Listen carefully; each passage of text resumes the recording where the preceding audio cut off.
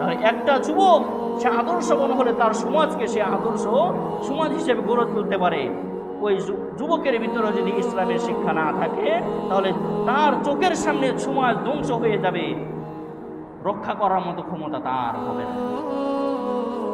এই জন্য যুবকের ভিতরে ইসলামী শিক্ষা না থাকার কারণে সমাজ ধ্বংস, যুবকের জীবনও ধ্বংস। 2 নম্বর, যুব সমাজ ধ্বংসের 2 নম্বর কারণ যেটা, সেটা হলো বেপরদায় চলা। বেপরদায় চলার কারণে যুবকের জীবনও ধ্বংস, যুবকের জীবনও কি ধ্বংস। তাহলে যে যুবক বেপরদায় চলে, পর্দার কোনো ভ্রুক্ষেপ সে করে না, তার জীবন ধ্বংস। যে যুবতী বেপরদায় রাস্তায় বের হয়, যে মহিলা বেপরদায় রাস্তায় বের হয়, তার জীবনও ধ্বংস, তাকে যে দেখে তার জীবনও কি ধ্বংস।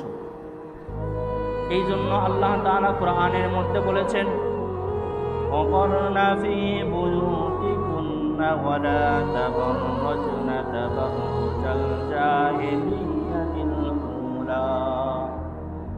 আল্লাহ তাআলা বলেন,